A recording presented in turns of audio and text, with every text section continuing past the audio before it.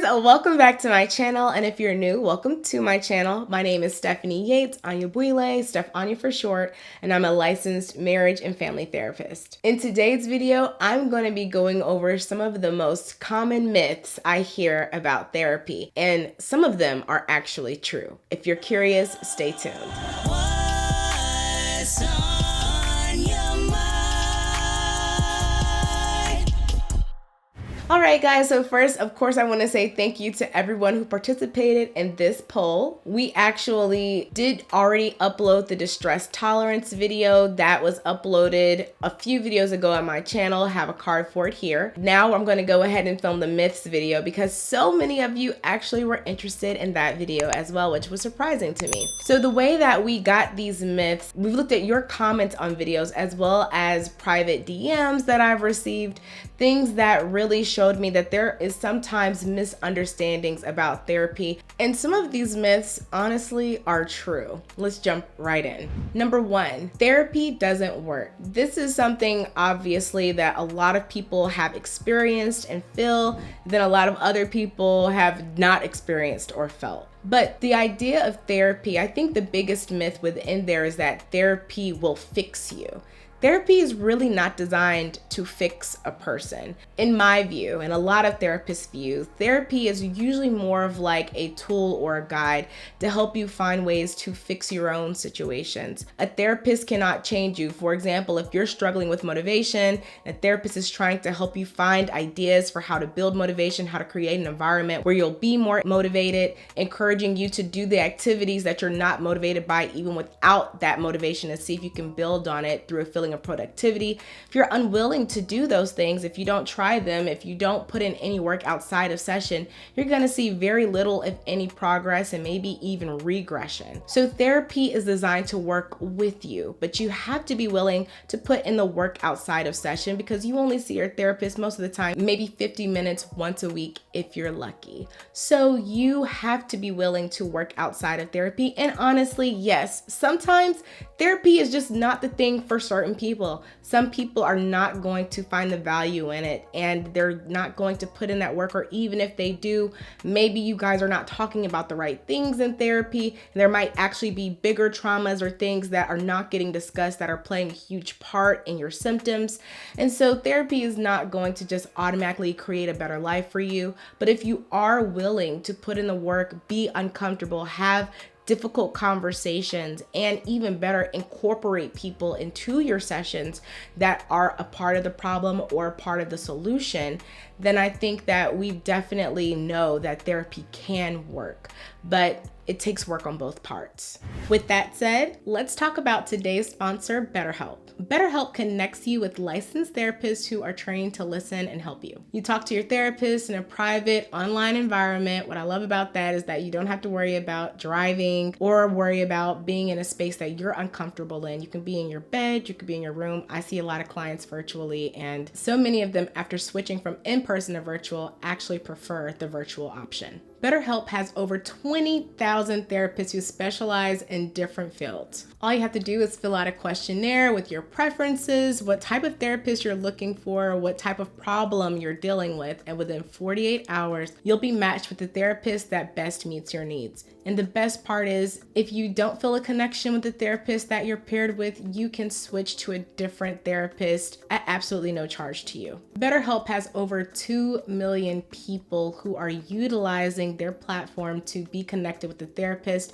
If you would like to join that group of people, please use the link in my description box below. That way you can get 10% off your first month. Number 2, therapy is expensive. This is something I hear a lot. You know, people are like, I can't go to therapy, it's too expensive. Therapy ranges in rates, right? You have some private practices that might only do self-pay, for example. They might be in a certain area that's really expensive. But I will tell you, a lot of my clients, a good percentage of my clients actually come to sessions for free, or their sessions are $30 or less depending on their insurance copay. If you're going into community mental health agencies, which is where I work, I do not have a private practice at this time. If you go into a community mental health agency, a lot of them are designed to help you be able to afford mental health services. Throughout the pandemic, for example, even a lot of insurance companies were completely waiving telehealth services. So if you're afraid that therapy is too expensive, see what options there are for you. I have some clients who are getting therapy through grants, some clients who are being supported through Medicaid, some clients who are being supported with a sliding scale so that their self-pay rate is reflective of their income. So if you're afraid that therapy costs too much money, look for your options, especially working with interns and things like that. Sometimes you can find extremely low rates. When I first started out, every single client that I saw was only $25 a session. And for some people that still might be a little bit expensive, and for other people that might be shocking. You might say, oh, I didn't even know it was an option that you could pay that little a rate. Okay, so be open to seeing people who might not be as seasoned in their work, but also people who are so excited and are still in the process of being supervised by people who have been working for a very long time. So there are options for you if you're looking for affordable therapy. Do not assume that you cannot afford therapy if you need it. That actually beautifully leads to the next point. Therapists are rich. I wish this was true. I would love if therapists were rich, right? But honestly, when you work in the mental health field, a lot of times you are actually not paid extremely well. And this is something I try to make sure that anybody who talks to me about wanting to be a therapist knows about. And for me, that's been okay because I actually came from a more lucrative field, but I felt like I wasn't really making an impact or a difference. I live a relatively low maintenance lifestyle. I live below my means, and that's okay for me. You know, I'm happy to know that the work that I do every day is supporting people, but therapists are not typically rich. If you do have a private practice, you may have the opportunity to earn more than you would be able to earn in other settings, like the setting I work in, which is a community mental health agency. And that's based on what your clients are willing to pay. I know a lot of private practice therapists who raise their rates along with inflation, and they're able to maintain a good lifestyle that way, or they might only have very wealthy clientele, for example. So how much a therapist makes has a very, very wide range. But most therapists are making a very humble salary or wage. So don't assume that all therapists are rich. Most therapists are in this field because they love the work that they do, and that doesn't always translate into dollars. Number 4, the therapist will use what you say against you. I hate to hear this myth because basically it suggests that person has experienced a lot of betrayals of trust. And so the idea that talking to someone, a stranger especially, about some of the most sensitive areas of your life could feel like you're just setting yourself up for failure and disappointment. And therapists are actually bound by confidentiality clauses not to share the information that you give us, right? But also, when you think about information being used against you, that means to me that you believe that the therapist has some sort of leverage over you. Like, what would a therapist have to benefit using information against you, right? We don't benefit from that. If we're bringing up things that you shared from your past, maybe things that you're ashamed of, for example, we're probably bringing that up in the context to help you recognize a pattern, to help you see that perhaps you've made so much progress and we want you to remember things that you have brought up in the past. But it's very highly unlikely that a therapist would ever use information that you share against you. We really don't have anything to gain from that. And if your thought is that that's going to be used against you in some public format, we could actually lose our license for that. So definitely let go of the myth that a therapist will use your information against you. It really just doesn't serve either party. Number 5, life coaches and therapists are the same. This is not true because life coaches are not required to go to graduate school predominantly. That's the main difference, okay? So with a life coach, a lot of times they're going to be a little bit more involved in your life, and there are less regulations around life coaching, which is why a lot of people opt to do that instead of therapy, right? So for example, how I mentioned earlier that therapists can't practice with clients in different states, life coaches don't necessarily have to worry about those types of regulations. So a life coach might be able to get more involved in your life. They might be able to, help you in every facet, show up to family events, whatever, get more ingrained in your life. Not all life coaches are going to do that, but they do have the ability to do things like that. Whereas therapists have to be very careful about monitoring what we would call multiple or dual relationships. So we don't, for example, want to have any kind of bartering relationship with our clients, or we can't really even accept like certain big gifts from our clients. Things like that are viewed as unethical and could create an environment where our license is at risk. So a life coach and a therapist, those are not the same thing, but you could find value and benefit in either of those options. Number 6, I should be able to talk to my family and friends instead of a therapist. Now, I am a huge advocate for what we call mobilizing social support. What that means is the ultimate goal is that you would be able to take your pressing issues and have a supportive circle of people you can go to and process with instead of having to come to therapy. But I don't want people to believe that just because you're in therapy, that means that you don't have healthy relationships. Some people have complained to me, even in session, that the fact that they're in therapy is a reflection of a failure on their part to create relationships where they can actually be open. And that is not always the case. Sometimes my clients want to compartmentalize in a way where their family and friends aren't too burdened about what they're dealing with, and they want to be able to include them when they feel that they could actually provide them with support. So a lot of times you are just being responsible and careful and trying to get professional help, someone who could give you a diagnosis or refer you to someone where you can maybe get medication if needed, someone who might be trained and familiar with what you're experiencing, be able to recognize the patterns and still be able to talk about those things with your friends and family. But if you feel that you would prefer to talk to your friends and family and you don't feel that it's burdensome on them and you've got some people who are giving you great guidance and advice, absolutely take that route instead if you would prefer. If you feel more comfortable, don't feel the pressure that the only way that you could possibly be working on your mental health is to see a professional therapist. That's not always the case. But I don't want you to feel that it's a personal failure if that is the choice that you make, right? It's totally okay to have both great relationships outside of therapy and a great therapist to help you process in a professional way. Number 7, therapy is weaponized. Unfortunately, this can be true.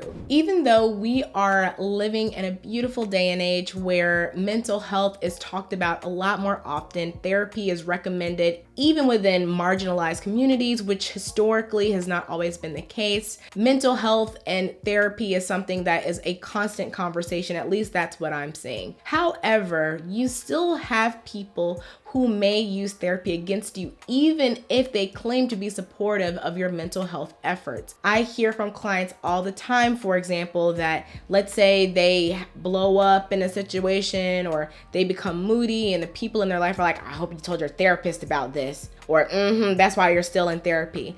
And yeah, a lot of times people will use that against you. And I hate that that is the reality. But the great thing about you being in therapy is that now you have a place to process mean and hateful comments versus having to deal with them bashing you in other ways and then having nowhere to process that. So therapy can be weaponized, unfortunately, but as long as you can stay firm and know that you are making the best and healthiest choice for your quality of life and well-being, then you have to be willing to take on the possibility that some people will use it against you, and that's okay. Number 8, You can see any therapist that fits your style. I wish this was true. So many people see the channel and they'll reach out to me and ask if I can be their therapist. And every day I'm telling people that I can't see them, primarily due to availability issues. Right now in this climate, we actually have so many therapists who are filled to capacity in their practice. I have so many colleagues who are not accepting clients.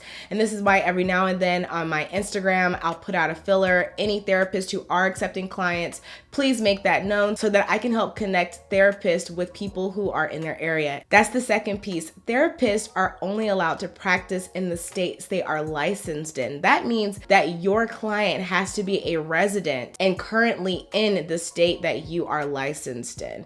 So I have people reaching out to me from all over the world, which is amazing. And I honestly wish I could see everybody. But since I'm only licensed in Georgia and because my practice is full, I'm unable to take on any more clients. And it's been that case for quite a while. That's why I really like to talk about BetterHelp, because BetterHelp is connecting you with people who actually have availability and are looking to add people to their caseload. That's really all that BetterHelp does, is they connect you with a licensed therapist.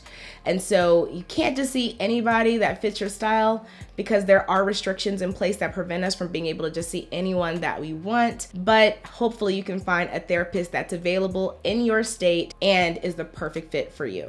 Number 9, you only go to therapy if you're crazy. I know that in this day and age, most people don't view things this way. But if we're honest, a lot of us do deal with that when we're talking with family members or certain friends. They assume that because you're in therapy, there is something seriously wrong with you. But I like to think of therapy like going to the gym, and I have clients that I've been seeing for years. I've heard some people question why problems aren't solved. Why do you have somebody in your practice for years?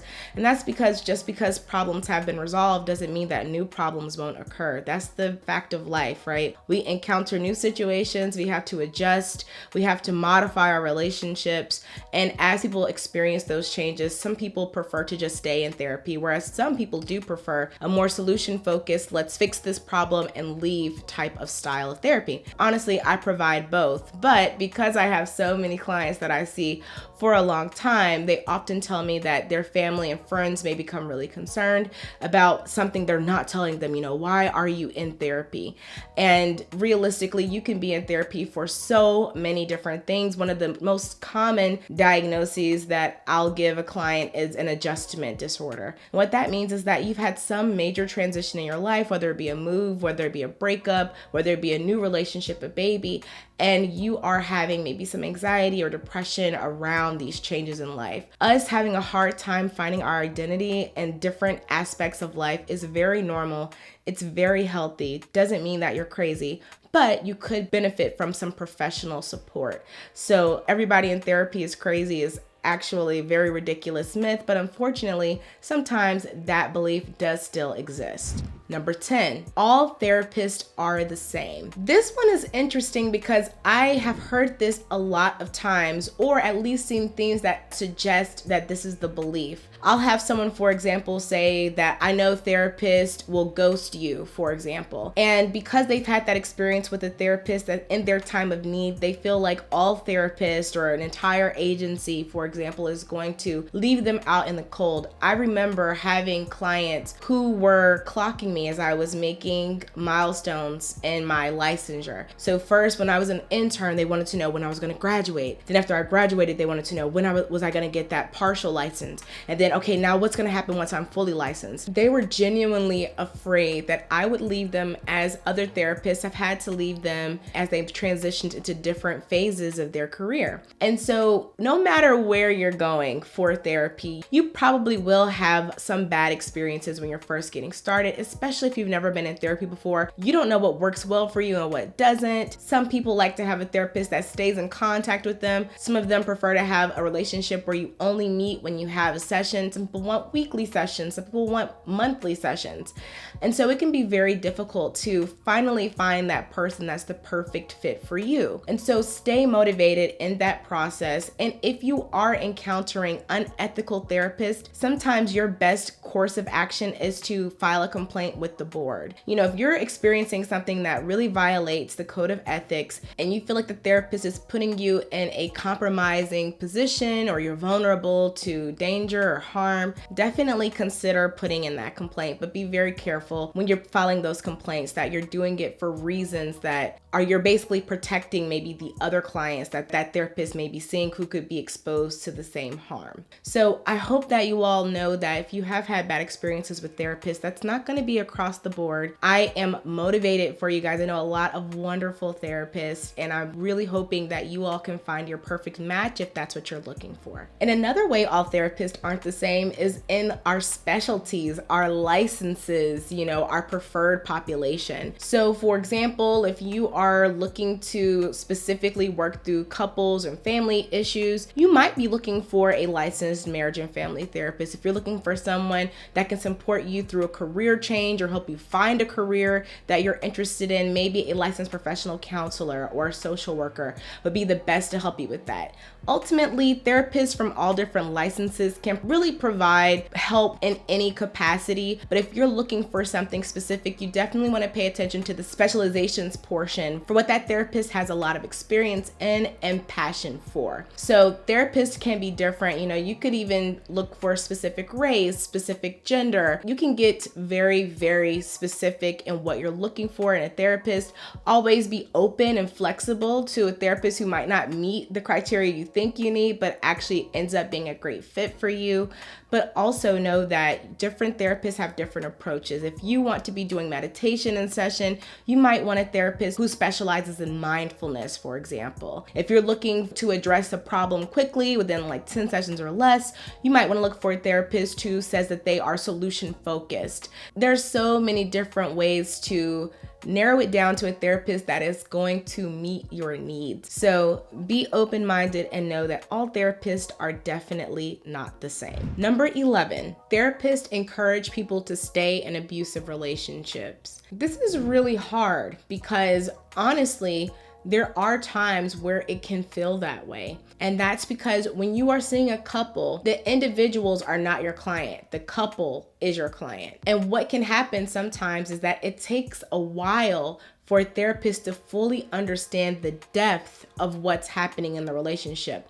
A huge part of those earlier sessions, I mean, it could be 5, 6 sessions in, is you're trying to understand the patterns, right? People don't always outright come out and tell you, we get physical when we argue, or I am afraid to wake up in the morning, or whatever the case may be, because they're sitting there next to the person that's terrifying them. So that's why a huge part of what I do when I'm working with couples is I like to split them apart for individual sessions at some point in our work together. That gives them an opportunity to share some of the things that they might not feel comfortable sharing in front of their partner. But you do want to be careful when you do that you have a secrecy policy that you communicated to both partners. And for me, my secrecy policy is I will not keep secrets, but I will help you be able to talk to your partner about something that you need to share. And so if I am dealing with a couple where there is abuse in the relationship, if it takes me a while to see that, it may take me a while to act on it. But as soon as I know, I don't care if we're talking about physical abuse, emotional abuse, sexual abuse, any type of abuse, I'm going to name it. So in the session, I'm going to say, does that sound like abusive behavior to either of you? Giving them the opportunity, if they haven't before, to allow these things to process, to allow themselves to think about the possibility that maybe they're in an abusive relationship. And then I'll ask, if this is abuse, do you think it's worth it to stay in this relationship if we continue with this dynamic? Now, if the couple is very motivated to stay together, I do not take it as my responsibility to convince them to break apart because they are consenting adults. However, what I will not do is contribute to an environment where they are being abusive, right? So a lot of times you'll have to outsource and give them tools like, here's a place that you can stay. You know, here's a resource for you guys not living together, for example. or only doing exclusively individual sessions if there's a chance that within the session there might be things discussed that lead to the abuse. It's a very fine balance, and once you get to that point, you really start having to ask yourself, what is the goal here? And it is a really tricky thing. This is where I would engage my supervisor for sure. As a fully licensed therapist, I don't really have to meet with the supervisor, but in these type of situations, I'm going to my clinical director right away. I'm asking about if there's anything I should be reporting on. I'm giving her updates and finding out, do you think I should continue therapy with this couple? Because a lot of times if you are to say, oh, I'm just not gonna work with you anymore because you guys are in an abusive relationship, does that really help the situation either? Because should they choose to stay together and continue the behaviors that led them here in the first place, I'm also doing them a disservice. So there are a lot of different ways to approach working with abuse in a relationship. If you're a therapist or if you've been in couples therapy during abusive relationships, I love to know what your ideas are around that. Do you think it's unethical to continue seeing a couple that has an abusive history within their relationship? Or do you think it's unethical to stop seeing them? What's your opinion on that, and what have you experienced? Lastly, therapy means your relationship is over. This is absolutely 100% not true. The reason why we think this, however, is because a lot of times people come to therapy as a last ditch effort. When you do that, a lot of times you are in a place where it's going to be excruciating work for you to get this relationship back on track if that is what you're wanting. It's also difficult if you have one partner who is motivated to continue the relationship and another partner who is looking for a way out.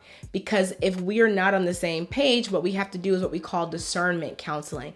That's where we're spending all of our time in session figuring out, do we have a common goal here? Is it possible for us to make this better? Do you want to make this better? Before we can even get into the process of what better looks like, okay? And so people think that therapy is the end of their relationship because that may be what they see. A lot of people are in therapy right before they break up. So my encouragement to you is, what I love, premarital counseling is amazing, but I really love it, especially even before premarital counseling. When I have couples who are dating and they're like, we really don't even have any major issues, but we're just wanting to address some of our communication difficulties, or we're wanting to talk about how can we safely plan for a future? How will we know when we're ready to get engaged? Or, hey, we just got married, we're still enjoying that newlywed bliss, but we would love to just start talking a little bit about like the delegation of chores and tasks. How can we make it so that neither one of us is burnt out at the end of the day and we feel supported by our partners? Hey, we have a pretty healthy relationship, but both of us have been the product of divorce, and we don't want to end up down the same path that our parents were.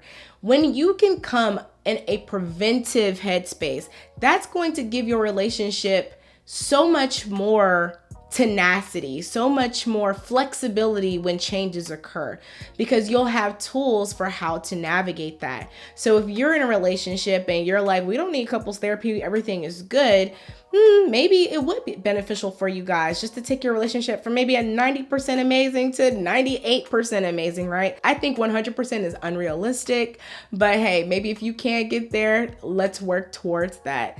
And that could be just monthly sessions or maybe once a quarter sessions if you're not in crisis, but just a little something to keep you guys going and motivated as you try to continue to build the best possible relationship and future together. So no, therapy does not have to mean that your relationship is over, but if you are coming and you know this is a last ditch effort, there is a possibility that this could be the last thing you try before it does end. So keep that in mind as well. Thank you guys so much for watching this video. And if you have other myths, let me know. I'd be happy to do a part 2 of this video. I think it's really great to break those misconceptions about therapy, especially when it is so widely used and we don't want it to become something that is just completely misunderstood and demonized or weaponized, as we talked about earlier. Again, my name is Stephanie Yates Anya. I ask that you like this video, subscribe to the channel, and please share it with anyone that you think would find it useful. If you're looking for a therapist, be sure to check out BetterHelp in my description box below. I also thank you so much for watching this video all the way until the and that helps me with the YouTube algorithm. So I thank you, thank you, thank you.